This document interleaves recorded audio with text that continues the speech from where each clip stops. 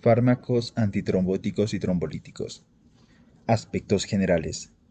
La formación de trombos y émbolos intravasculares contribuye a la patogenia de varios trastornos cardiovasculares importantes, como el infarto miocárdico, el accidente cerebrovascular isquémico y la tromboembolia venosa. En este capítulo se van a exponer los medicamentos utilizados en la prevención y el tratamiento de los trastornos tromboembólicos, incluyendo los que inhiben la coagulación y la agregación plaquetaria, así como los que inducen la lisis de los trombos. Hemostasia normal. Cuando un vaso de calibre pequeño presenta una lesión, se puede evitar hemorragia inicialmente mediante la vasoconstricción y después mediante la formación de un tapón plaquetario y de un coágulo de fibrina. Tras la reparación del vaso, el coágulo es eliminado a través de la fibrinólisis. La vasoconstricción reduce la hemorragia y el flujo sanguíneo y facilita la agregación plaquetaria y la coagulación sanguínea.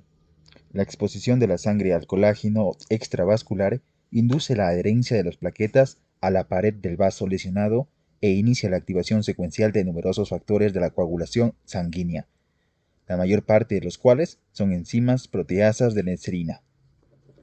En esta secuencia, los factores inactivos son convertidos en enzimas activas por efecto del factor de la coagulación o del estímulo previo.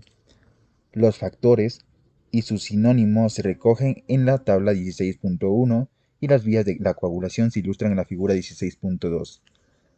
La vía intrínseca puede ser activada por el contacto en superficie con un cuerpo extraño o con un tejido extravascular, mientras que la vía extrínseca es activada por un factor tisular complejo.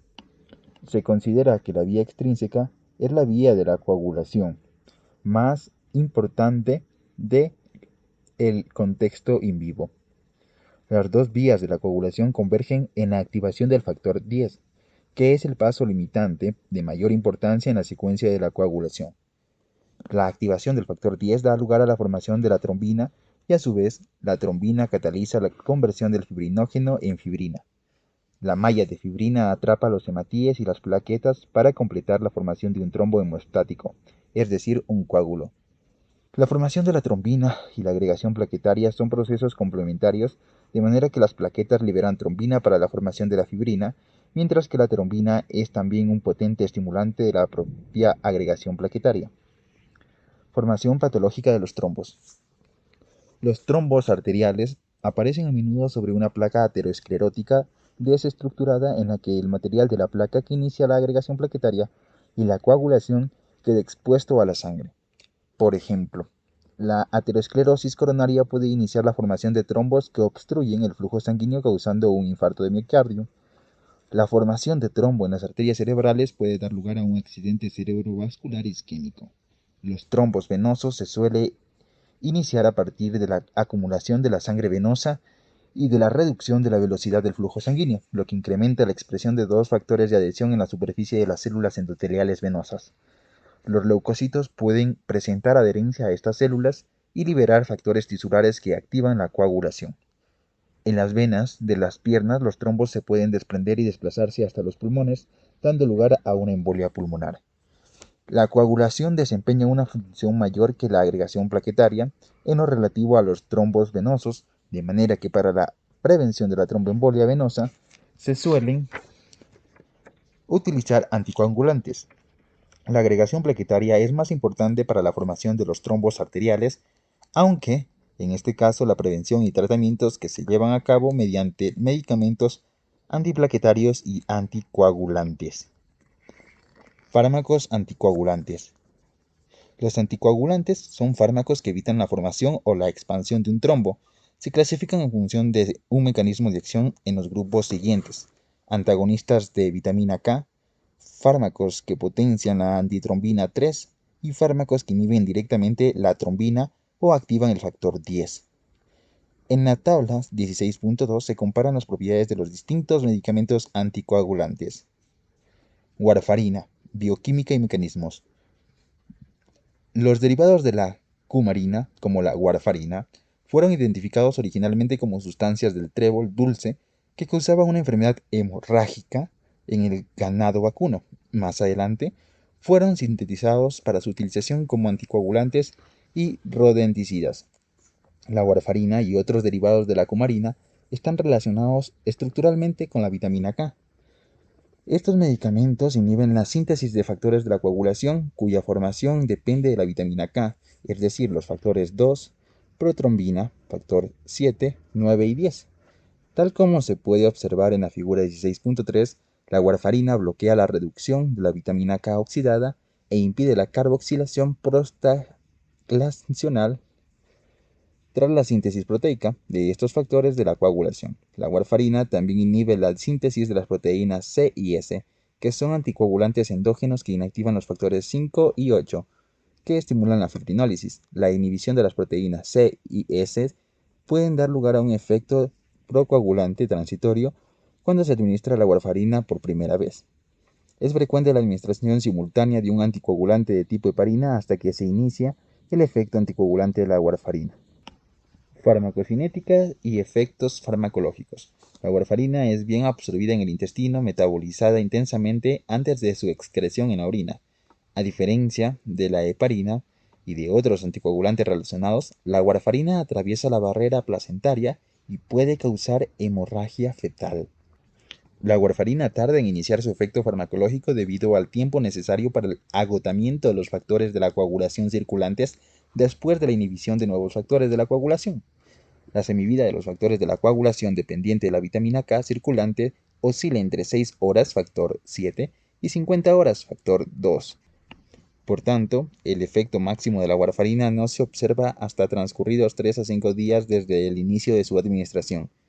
Los pacientes con trastornos tromboembólicos agudos pueden ser tratados inicialmente mediante una heparina de bajo peso molecular, más warfarina. Más adelante se interrumpe la heparina de bajo peso molecular cuando la warfarina ya es eficaz.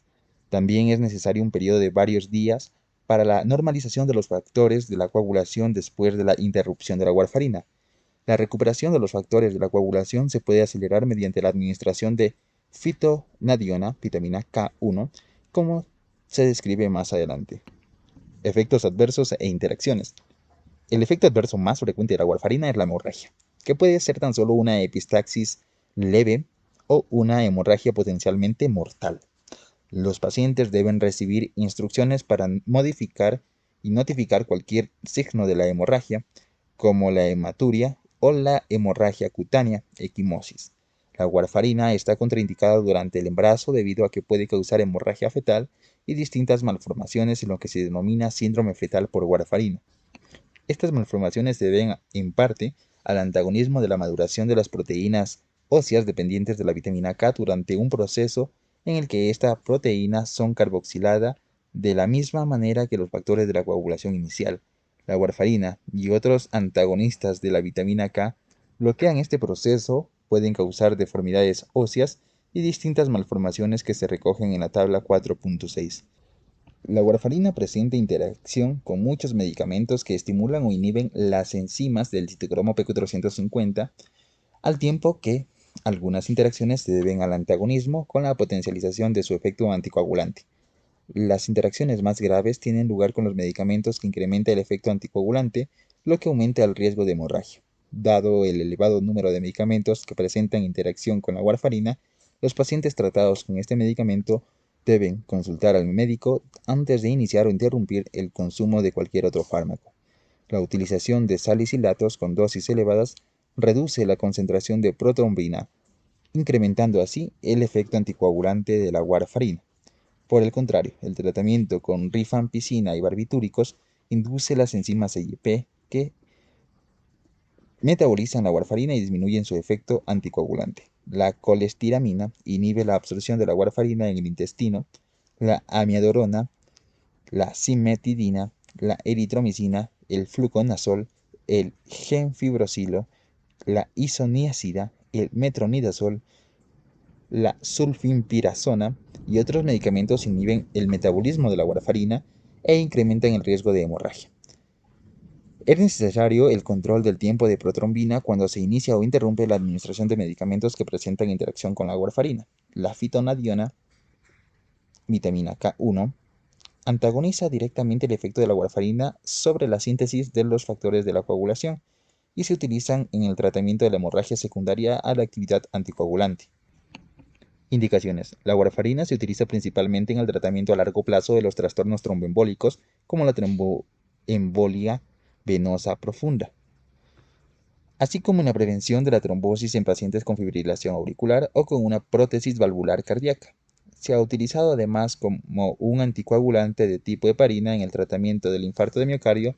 El objetivo del tratamiento con warfarina es la prevención de la formación y la expansión de los trombos, así como la prevención de la embolización y las posibles consecuencias mortales de la trombosis.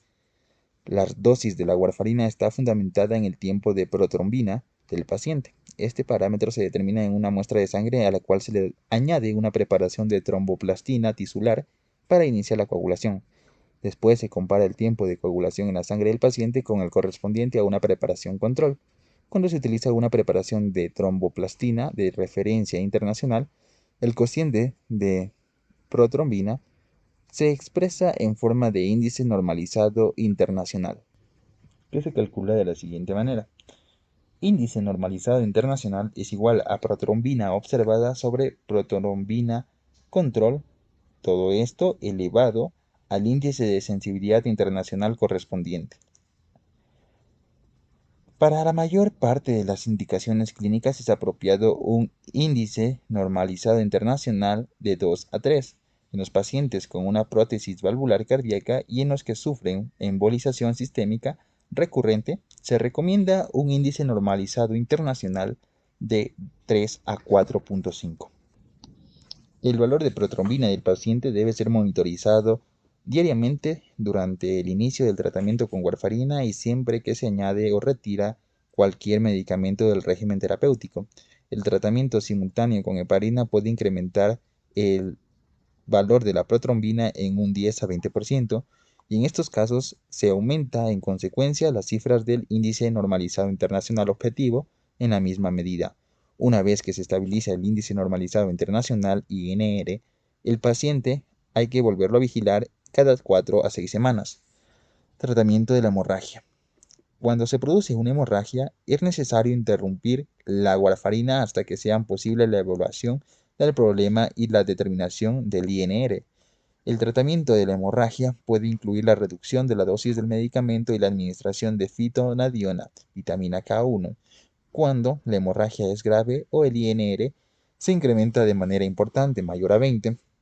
Se puede administrar plasma reciente o concentrados de factor 9 para sustituir rápidamente los factores de la coagulación.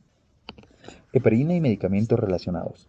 Los anticoagulantes de la familia de la heparina son la heparina no fraccionada, las heparinas de baja peso molecular y la fondaparinux.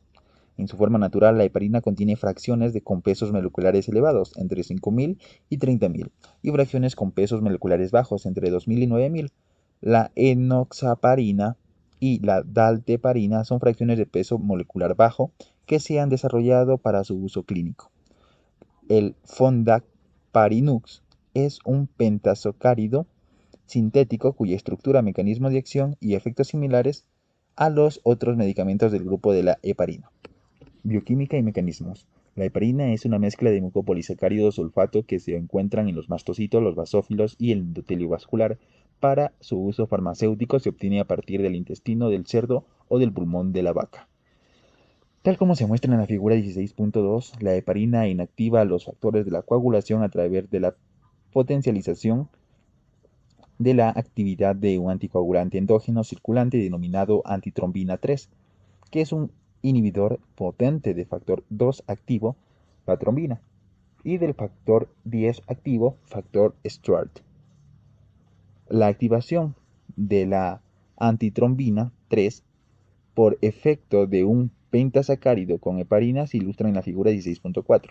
A diferencia de lo ocurrido con heparina no fraccionada, la enoxaparina y la dalteparina inactivan principalmente el factor 10 activo debido a que el complejo heparina de peso molecular bajo antitrombina 3 tiene una afinidad menor por la trombina en comparación con el complejo de heparina antitrombina 3.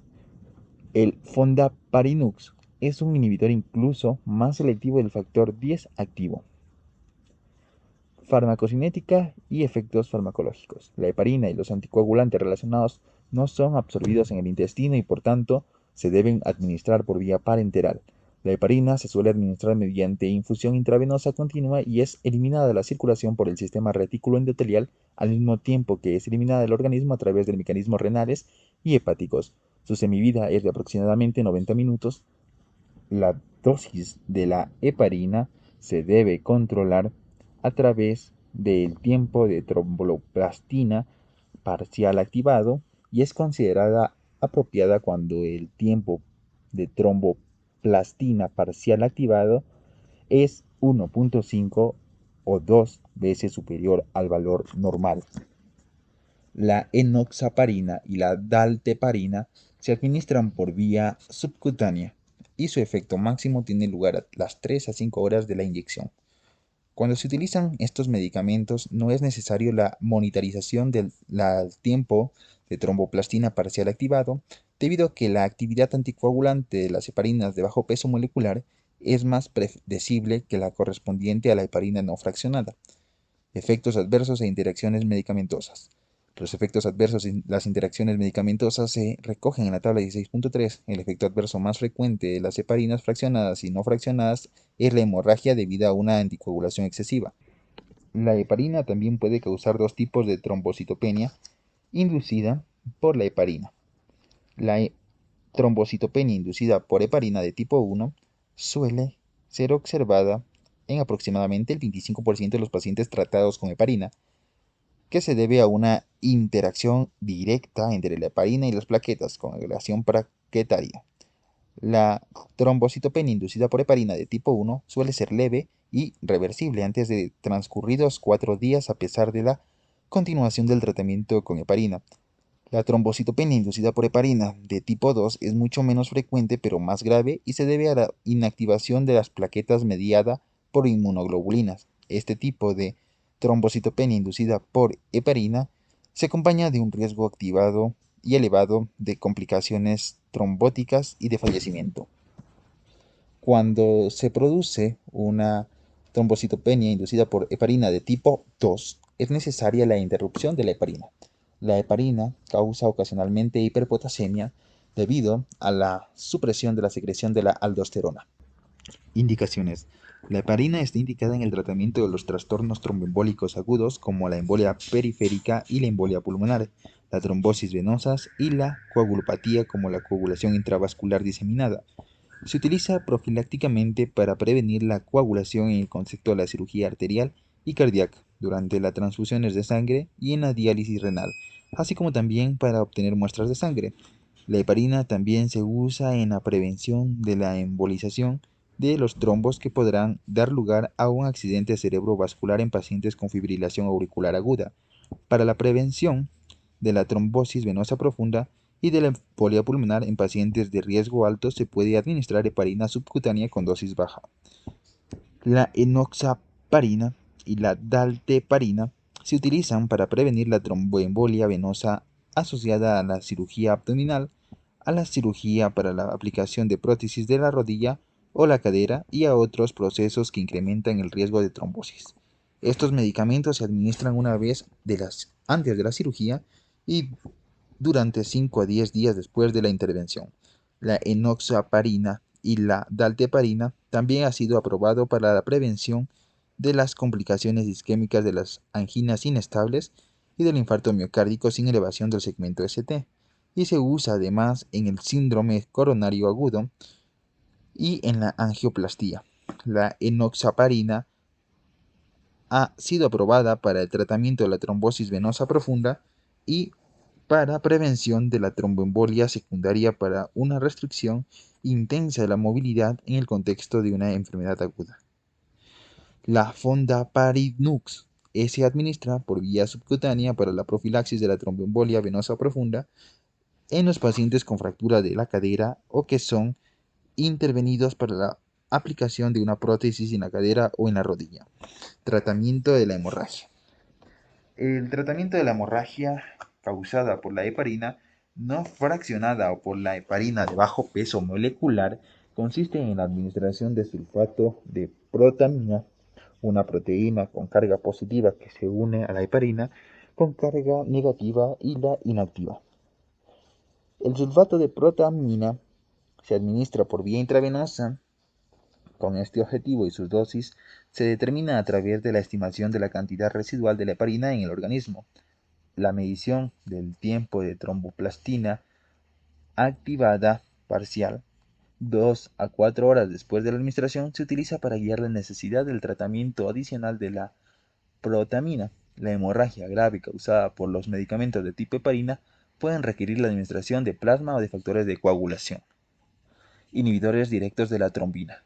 Los inhibidores directos de la trombina son la bivalirudina, el argatroban y el dabigatran. La bivalirudina y argatroban, la bivalirudina es un derivado sintético de la irudina, una mezcla de polipéptidos producidos por las glándulas salivales de la sanguijuela medicinal Irudo medicinalis. Debido a su estructura peptídica, la bivalirudina se administra por vía intravenosa y no se puede utilizar por vía oral debido a que sería degradada en el tracto gastrointestinal. La bivalirudina se une directamente a la trombina y no requiere la antitrombina 3 como cofactor, lo que posiblemente explica el hecho de que dé lugar a un efecto anticoagulante más predecible que la heparina. La bivalirudina se ha utilizado para la prevención de la trombosis en los pacientes con angina inestable y con infarto miocárdico agudo, incluyendo los tratados mediante angioplastía coronaria o aplicación de una endoprótesis vascular. Su eficacia y seguridad han sido establecidas en ensayos clínicos. Tal como ocurre con otros anticoagulantes, el efecto adverso más grave de la bivalirudina es la hemorragia. A diferencia de la heparina, la bivalirudina no causa trombocitopenia. El argatroban es un inhibidor sintético directo de la trombina que se administra por vía intravenosa para la profilaxis y el tratamiento de la trombosis en los pacientes con trombocitopenia inducida por heparina, incluyendo los pacientes en los que se realizan intervenciones coronar percutáneas. Como tratamiento del infarto de miocardio. Dabigatran. El dabigatran fue el primer anticoagulante oral nuevo desarrollado en años 50, abriendo así el camino a toda una serie de anticoagulantes de acción directa eficaces por vía oral. Farmacocinética. El dabigatran se administra por vía oral en forma de un profármaco, el ectexilato de dabigatran, que es convertido en dabigatran por efecto de las esterasas en el intestino, la sangre y el hígado. Tiene una semivida de aproximadamente 13 horas y es eliminado principalmente mediante excreción renal sin modificaciones, aunque aproximadamente el 20% se elimina tras su conjugación con un glucurónido. La insuficiencia renal prolonga la semivida de este medicamento, que se incrementa hasta más de 24 horas cuando la cifra de la creatinina es menor a 30 mililitros por minuto. Su dosis se debe reducir en proporción de grado de disfunción renal. Las concentraciones plasmáticas estables se alcanzan aproximadamente 3 días después del inicio del tratamiento. Mecanismos y efectos. El dabigatran es un potente inhibidor competitivo y reversible de la trombina, la enzima proteasa que convierte el fibrinógeno en fibrina en el último paso de la coagulación sanguínea. Este medicamento impide la activación de las plaquetas por efecto de la trombina y también los enlaces cruzados de los monómeros de la fibrina. El dabigatran se une al sitio activo de la trombina e inhibe la trombina unida a fibrina y la trombina libre, lo que es una ventaja en comparación con los medicamentos de tipo heparina que tan solo inhiben la trombina libre. El efecto anticoagulante de la dabigatran se determina a través del tiempo de coagulación de la trombina, que valora la actividad de la trombina en una muestra de plasma. Su efecto es escaso sobre el tiempo de protrombina y el índice de normalización internacional, que están relacionados con la vía extrínseca de la coagulación. Indicaciones. El dabigatran se utiliza para reducir el riesgo de accidente cerebrovascular y de embolia pulmonar en pacientes con fibrilación auricular extravalvular. En el estadio RE y LY se observó que el dabigatran se asociaba a una reducción mayor de la incidencia de accidente cerebrovascular y de hemorragia intracraneal en los pacientes con estos problemas, en comparación con la warfarina. El dabigatran también puede estar y ser preferible debido a que no presenta interacción con los alimentos ni con la mayor parte de los demás medicamentos, de manera que no es necesaria su vigilancia en el laboratorio. Este medicamento es una alternativa a la warfarina en los pacientes con un control inadecuado o una vigilancia insuficiente. También está indicado en el tratamiento y la prevención de la trombosis venosa profunda y la embolia pulmonar en pacientes que han sido tratados con anticoagulantes por la vía parenteral durante 5 a 10 días, así como en la prevención de la trombosis venosa profunda en los pacientes intervenidos quirúrgicamente para la aplicación de una prótesis de la cadera. Efectos adversos, tal como se ocurre con otros agentes antitrombóticos, el dabigatran incrementa el efecto de la hemorragia en varias localizaciones corporales, incluyendo el tracto gastrointestinal. Hasta hace poco tiempo carecíamos de un medicamento específico para la reversión del efecto del dabigatran, pero que permite revertir el efecto anticoagulante del dabigatran en los casos de hemorragia potencialmente mortal no controlada, así como también el contexto de la cirugía de urgencia. El idarucizumab es un anticuerpo monoclonal frente al dabigatran que inactiva inmediatamente este medicamento tras su administración por vía intravenosa. Los pacientes también deben recibir carbón activado por vía oral y un medicamento antifibrinolítico como el ácido aminocaproico. El dabigatran también da lugar a la síntesis gastrointestinal como dispepsia y gastritis, que se pueden minimizar mediante la administración del medicamento junto con comida o junto con un bloqueante del receptor H2 de la histamina, como la famotidina. Interacciones. El etexilato de dabigatran es un sustrato para el transportador de glucoproteína P, PGP, en el intestino y el riñón, y no se debe administrar simultáneamente con rifampicina y otros inductores de la proteína transportadora de glucoproteína P. El dabigatran se puede administrar por pacientes que están recibiendo inhibidores de la PGP, como verapamilo, amiodarona, quinidina y claritromicina, pero estos medicamentos deben ser administrados 2 horas antes o después del dabigatran. Inhibidores del factor activo 10.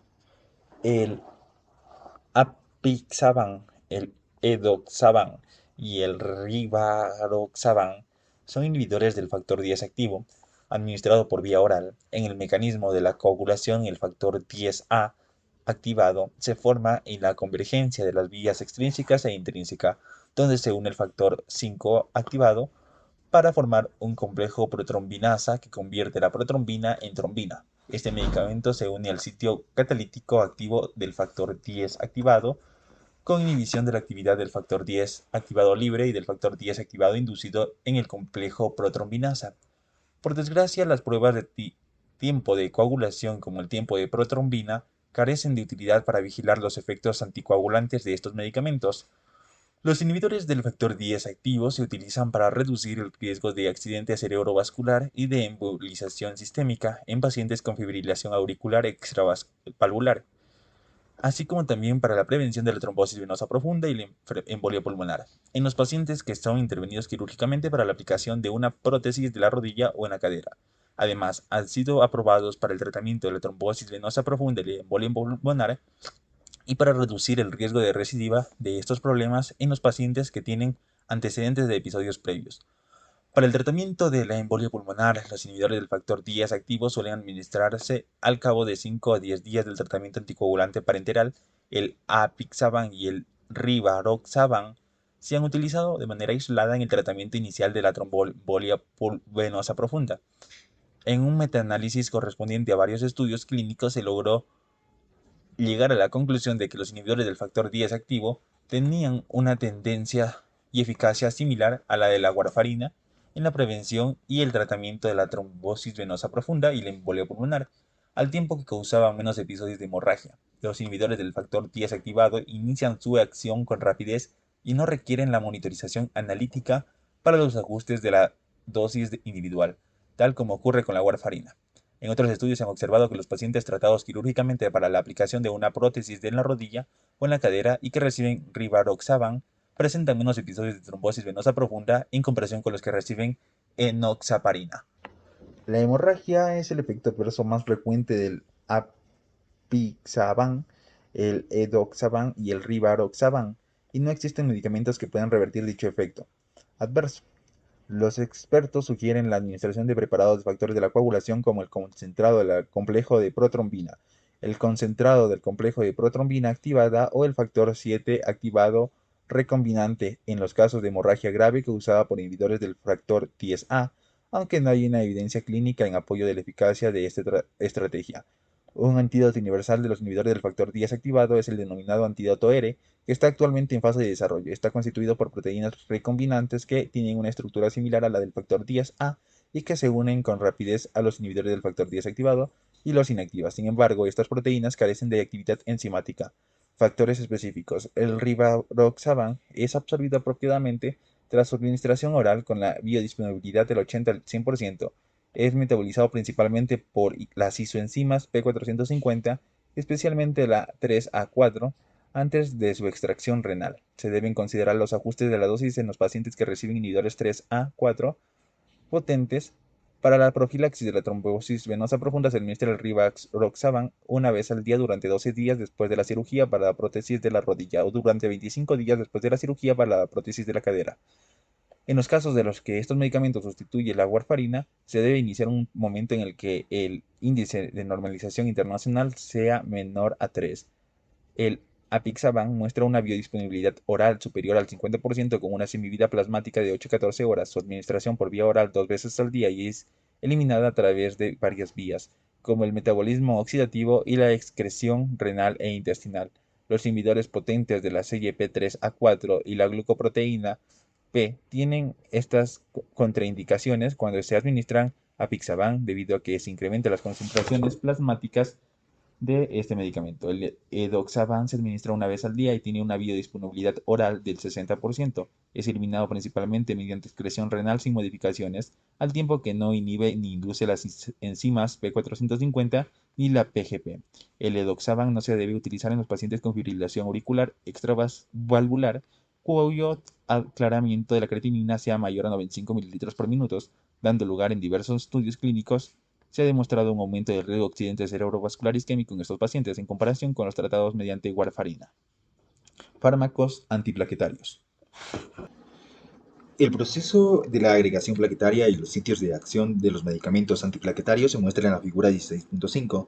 Las plaquetas se unen al endotelio vascular lesionado a través de la adhesión de los receptores plaquetarios de las glucoproteínas GP1A al colágeno expuesto y mediante la adhesión de los receptores GP1B plaquetarios a través del factor von Willebrand.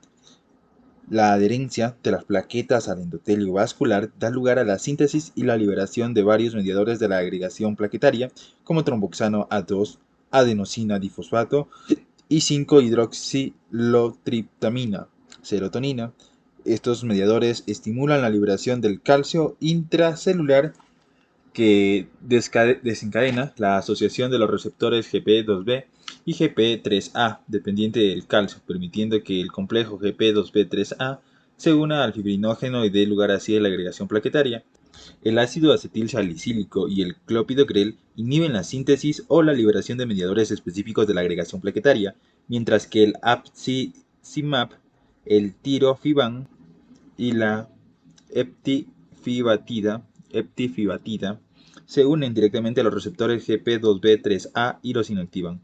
Un nuevo medicamento, el Vorapaxar, bloquea los receptores PAR1 para evitar la acción de la trombina sobre las plaquetas. Ácido acetil salicílico. El ácido acetil salicílico es un fármaco antiinflamatorio no esteroideo con efectos analgésicos, antipiréticos y antiinflamatorios. También inhibe la agregación plaquetaria y se utiliza para la prevención y el tratamiento de los procesos tromboembólicos arteriales. Mecanismos y efectos farmacológicos. El ácido acetil salicílico y los demás AINE inhiben la síntesis de las prostaglandinas a partir del ácido araquidónico, tal como se describe con mayor detalle en el capítulo 30. Las prostaglandinas más importantes que influyen en la agregación plaquetaria son la prostaciclina, también denominada prostaglandina I2, y el tromboxano A2. La prostaciclina es sintetizada por las células endoteliales vasculares e inhiben la agregación plaquetaria, mientras que el tromboxano A2 es sintetizado por las propias plaquetas y estimula la agregación plaquetaria. En condiciones normales, la prostaciclina impide la agregación plaquetaria y la trombosis, mientras que el tromboxano A2 induce un efecto predominante durante la formación del trombo. En distintos estudios se ha observado que el ácido acetilsalicílico con dosis bajas inhibe selectivamente la síntesis de tromboxano A2 al tiempo que no induce un efecto importante sobre la prostaciclina. Sin embargo, cuando se administra con dosis elevadas inhibe la síntesis de ambas prostaglandinas. Por tanto, la dosis de ácido acetilsalicílico utilizada para inhibir la agregación plaquetaria suele ser menor que la correspondiente a otros efectos farmacológicos. A diferencia de lo que ocurre con otros AINE, el ácido acetilsalicílico inhibe de manera irreversible la ciclooxigenasa, que es la enzima que cataliza uno de los pasos iniciales del tromboxano A2. Por esta razón, el ácido acetilsalicílico inhibe la agregación plaquetaria durante el ciclo vital de las plaquetas y reduce de manera efectiva la agregación plaquetaria cuando se administra una vez al día o en días alternos. Indicaciones: el ácido acetilsalicílico se utiliza a menudo para la prevención de la trombosis arterial en los pacientes con cardiopatía isquémica y accidente cerebrovascular, aunque tiene también otras muchas indicaciones. En los pacientes con antecedentes de infarto de miocardio o de accidente cerebrovascular, el ácido acetilsalicílico reduce significativamente el riesgo de un segundo infarto miocárdico o de un segundo accidente cerebrovascular. Prevención secundaria. También se ha demostrado que el ácido acetilsalicílico previene el infarto de miocardio en los pacientes con coronariopatía. Sin embargo, es menos convincente la evidencia de su utilidad para la prevención de un primer accidente cerebrovascular o primer infarto de miocardio, prevención primaria, en las personas sanas. Algunos expertos recomiendan la utilización de ácido acetilsalicílico para la prevención primaria únicamente en los varones mayores de 45 años de edad y en las mujeres mayores de 55 años que presentaron otros factores de riesgo para cardiopatía, teniendo en cuenta que fuera de estas circunstancias el riesgo de la hemorragia asociada al ácido acetilsalicílico parece ser mayor que el efecto beneficioso conseguido. No obstante, muchos clínicos consideran que dicho riesgo está justificado. El ácido acetilsalicílico se administra a los pacientes con infarto miocárdico agudo para prevenir el aumento del tamaño de un trombo coronario y reducir la intensidad de la lesión cardíaca. En los pacientes con episodios de ataque isquémico transitorio, se puede utilizar para prevenir un accidente cerebrovascular inicial subsiguiente. En los pacientes con prótesis valvular cardíaca o que son intervenidos mediante angioplastia coronaria percutánea, se utiliza junto con otros medicamentos para la prevención de la trombosis. El ácido acetilsalicílico también tiene utilidad en el tratamiento de los pacientes con enfermedad oclusiva arterial periférica e isquémica crónica en los miembros. Efectos adversos e interacciones medicamentosas. El ácido acetilsalicílico puede causar hemorragia, especialmente en el tracto gastrointestinal, donde inhibe la síntesis de las prostaglandinas que estimulan la secreción del bicarbonato y del moco. Estas sustancias protegen la mucosa gástrica frente a los posibles efectos perjudiciales del ácido gástrico de la pepsina. Las dosis elevadas de ácido acetilsalicílico y de otros salicilatos pueden causar hipoprotrombinemia, incrementando de esta manera la probabilidad de la hemorragia. Otros efectos adversos se exponen en el capítulo 30. Dipiridamol. El dipiridamol es un vasodilatador coronario y medicamento antiplaquetario relativamente débil. Inhibe la agregación plaquetaria a través del bloqueo de la recaptación de la adenosina por parte de las plaquetas, lo que incrementa la activación de los receptores A2 de la adenosina plaquetaria que se unen con la adenolato ciclasa. Este efecto incrementa las concentraciones de la adenosina monofosfato cíclico en las plaquetas, lo que disminuye la liberación del calcio y la agregación plaquetaria. El dipiridamol desempeña una función limitada en el tratamiento de los trastornos tromboembólicos. Se ha demostrado que un preparado farmacológico que consiste dipiridamol y ácido acetilsalicílico es más eficaz para la prevención del accidente cerebrovascular que cualquiera de estos medicamentos utilizando de manera aislada, pero un estudio realizado sobre miles de pacientes preparando con accidente cerebrovascular isquémico se demostró que este preparado farmacológico no era más eficaz que la administración de clopidogrel para la prevención del accidente cerebrovascular, que el tiempo que se acompañaba de una incidencia mayor de episodios hemorrágicos importantes. Como vasodilatador, el dipiridamol se utiliza durante los estudios de imagen que conllevan la perfusión miocárdica con talio para dilatar y evaluar las arterias de los pacientes con coronariopatías. Cilostazol. El cilostazol es un medicamento vasodilatador y antiplaquetario que inhibe la fosfodiesterasa de tipo 3 y la fragmentación de la adenosín monofosfato cíclico, incrementando de esta manera las concentraciones del AMP cíclico en las plaquetas y en los vasos sanguíneos. Este medicamento está indicado en el tratamiento de la claudicación intermitente y una forma de enfermedad vascular periférica caracterizada por dolor y debilidad de un miembro, con cojera o arrastre del pie. La claudicación intermitente se debe a la oclusión arterial y en su tratamiento tiene utilidad en ocasiones los procedimientos mediante catéteres para eliminar el bloqueo arterial. El cilostazol puede incrementar el flujo sanguíneo y reducir el dolor muscular con un aumento de la distancia que pueden recoger caminando los pacientes que sufren este problema. Tras su administración por vía oral, el cilostazol es metabolizado por el CYP3A4 y los inhibidores de esta enzima. Por ejemplo, la eritromicina puede incrementar sus efectos. La cefalea es el efecto adverso más frecuente del cilostazol. Inhibidores de la adenosina difosfato. Mecanismos y efectos. El clopidogrel y los medicamentos relacionados bloquean los receptores de adenosina difosfato P2Y 12 plaquetarios, lo que inhibe la activación de los receptores GP2B3A y previene la agregación plaquetaria inducida por el adenosín difosfato. Como resultado de ello, estos medicamentos impiden la formación del trombo y prolongan el tiempo de hemorragia. El clopidogrel y el prasugrel son antagonistas P2Y212 irreversibles que inhiben la función plaquetaria durante el ciclo vital de las plaquetas. El cangrelor y el ticagrelor son bloqueantes irreversibles del receptor que pueden tener utilidad en los pacientes que van a ser intervenidos quirúrgicamente y en los que son tratados mediante ICP. Farmacocinética. El clopidogrel y el prasugrel. El clopidogrel y el prasugrel son profármacos que se administran por vía oral y que son metabolizados con formación de metabolitos antiplaquetarios por efecto de las enzimas P450. El ticagrelor no requiere ningún tipo de activación y por ello inicia su efecto con una rapidez mayor. Sin embargo, el prasugrel tiene un comienzo de acción más rápido que el clopidogrel debido a la rápida conversión de sus metabolitos activos, de manera que da lugar a una inhibición plaquetaria más intensa y constante que el clopidogrel. El resultado de ella es una variabilidad menor en lo que se refiere a la falta de respuesta por parte de los pacientes. Indicaciones. El clopidogrel, el prasugrel y el ticagrelor se utilizan para la prevención de la trombosis y del infarto miocárdico en los pacientes con SCA, incluyendo los que presentan angina inestable. Síndrome coronario agudo, ¿no? SCA. Para el tratamiento de los síndromes coronarios agudos, la selección y el uso de los medicamentos se fundamentan en la gravedad del problema y en la posibilidad de que el paciente solamente esté tratado mediante fármacos o también mediante angioplastia y aplicación de la endoprótesis vascular. En términos generales, el riesgo de hemorragia inducida por estos medicamentos aumenta la proporción de su eficacia para la prevención de la trombosis. El clopidogrel y otros medicamentos que bloquean el adenosín difosfato reducen la trombosis y el infarto miocárdico en los pacientes con síndrome coronario agudo, que van a ser intervenidos mediante angioplastia o aplicación de la endoprótesis vascular de las arterias coronarias. El tratamiento medicamentoso se suele continuar durante al menos 4 semanas después de la implantación de una endoprótesis vascular de metal simple y durante al menos un año en los pacientes en los que se aplica una endoprótesis vascular con liberación de medicamentos. Los fármacos que bloquean el adenosín difosfato se combinan en ocasiones con el ácido acetil salicílico para la prevención a largo plazo en los pacientes con síndrome coronario agudo, incluyendo los que presentan angina inestable.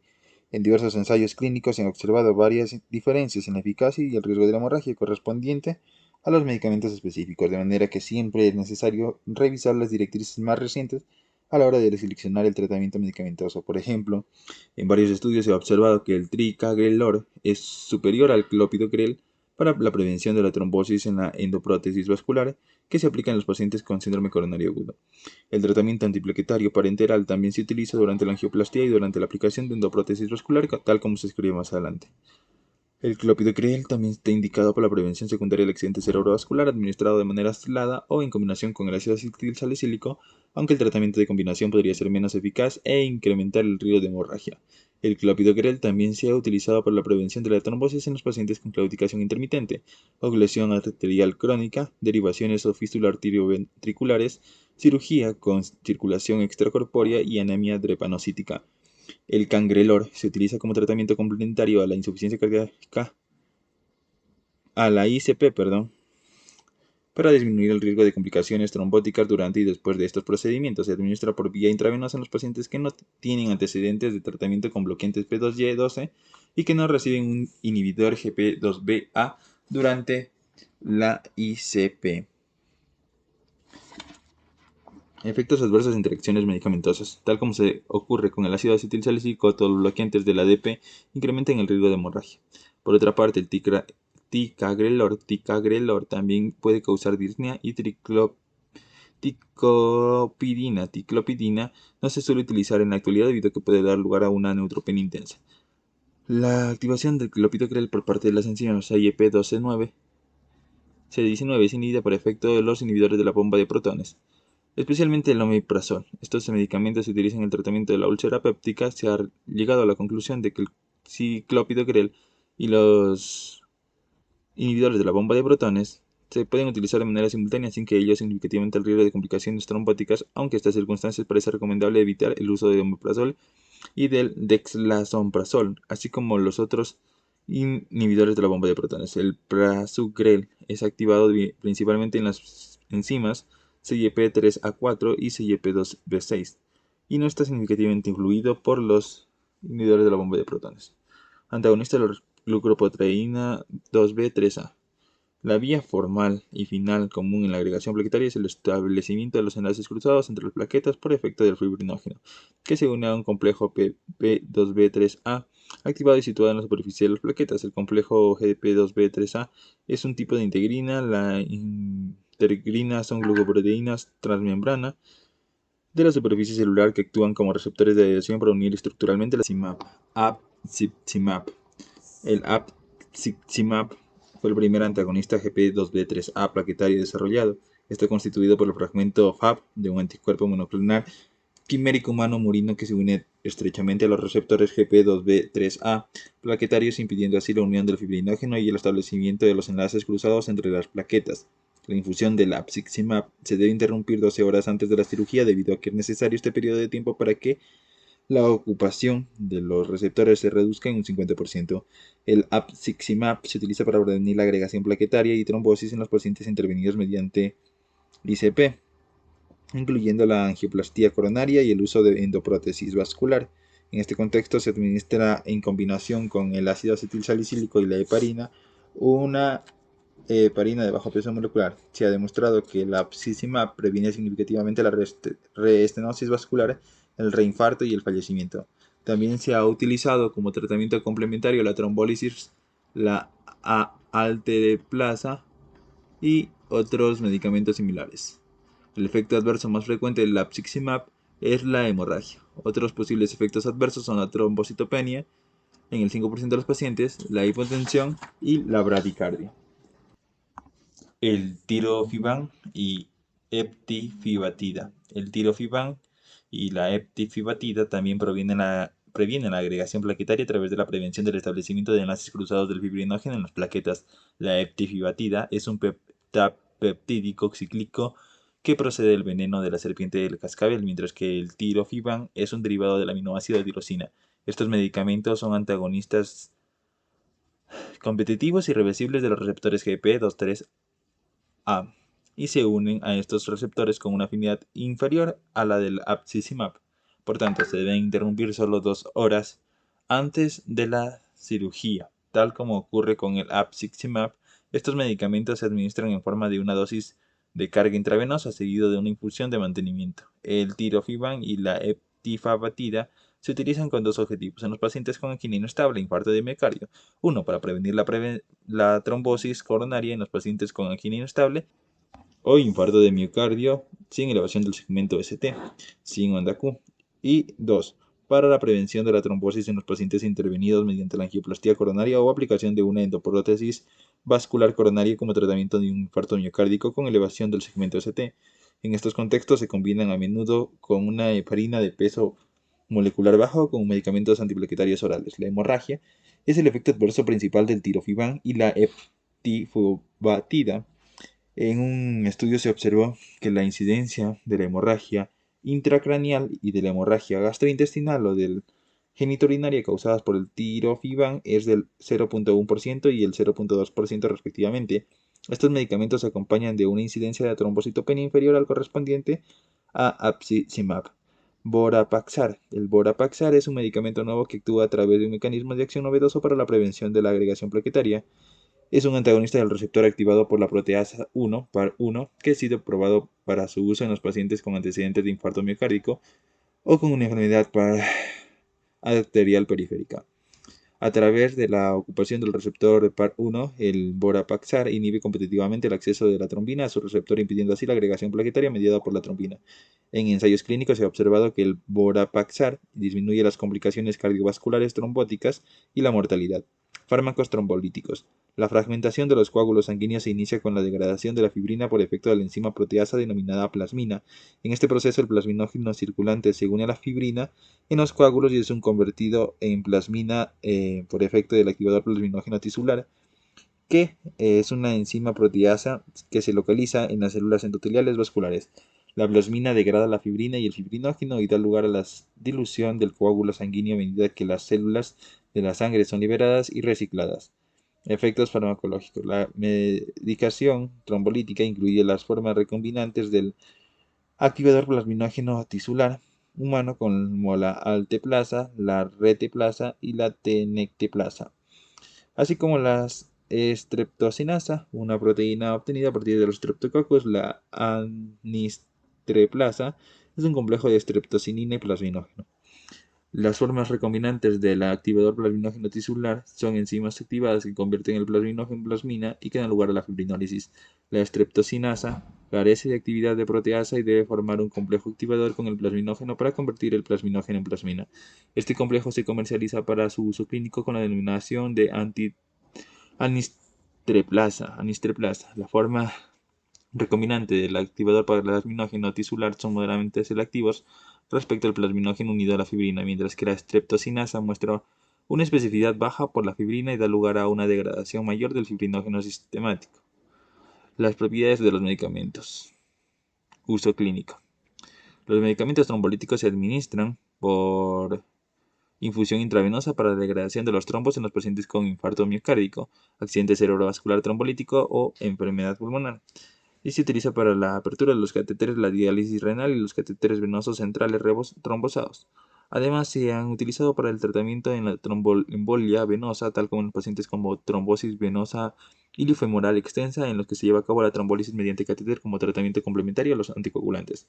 En los pacientes que presentan un infarto miocárdico con elevación del segmento ST, los medicamentos trombolíticos se utilizan para restablecer el flujo sanguíneo coronario en los casos en que no se cumplen los criterios para la angioplastía.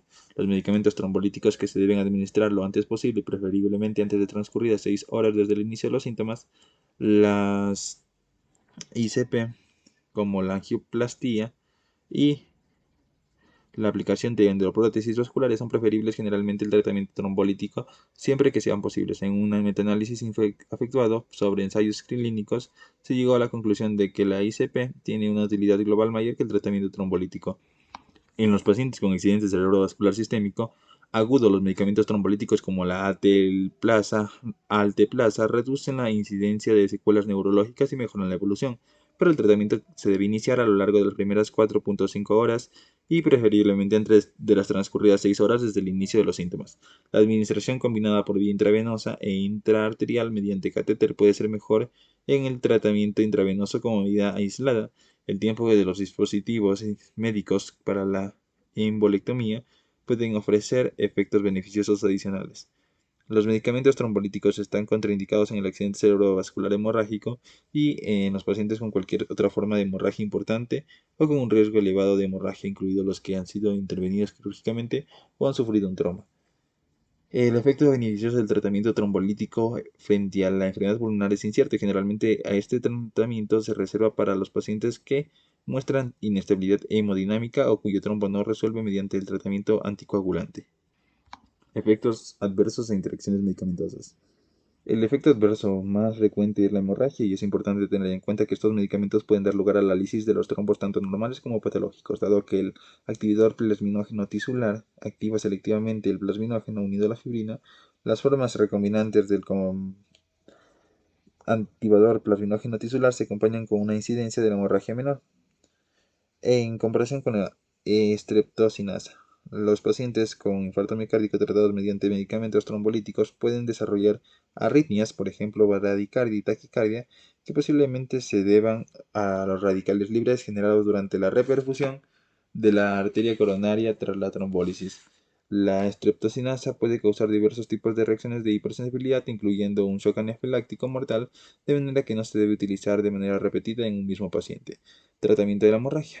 El ácido aminocaproico y el ácido tranexámico, el ácido tranexámico, son derivados del aminoácido lisina en la circulación. Estos medicamentos ocupan los sitios de unión a la lisina en el plasma y por tanto impiden la degradación de la fibrina. El ácido aminocaproico se utiliza para interrumpir la hemorragia causada por los medicamentos trombolíticos y también para la prevención de la hemorragia en los pacientes con hemofilia o que están recuperando de una intervención quirúrgica gastrointestinal o prostática. El ácido aminocaproico se puede administrar por vía oral o intravenosa y es eliminado por los riñones. Sus posibles efectos adversos son la trombosis, la hipotensión y las arritmias.